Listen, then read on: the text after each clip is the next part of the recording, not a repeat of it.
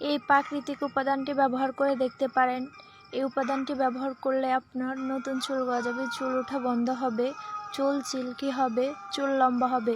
মেহেদি পাতা, লাল জবা 4টা, পেঁয়াজ, মেথি, লেবু, নারকেলের তেল, মেহেদি ব্লেন্ড করে নিয়েছি, জবা ফুল, পেঁয়াজ ব্লেন্ড করেছি,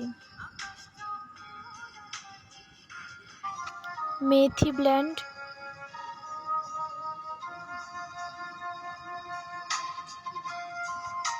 লেবুর রস,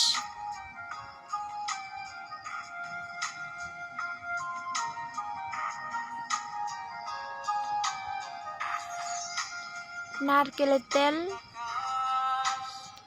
এগুলো ভালো করে মিক্স করে নিতে হবে।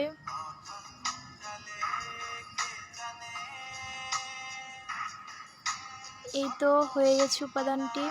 এবার ভালোভাবে চুলের গোড়ায় লাগাতে হবে।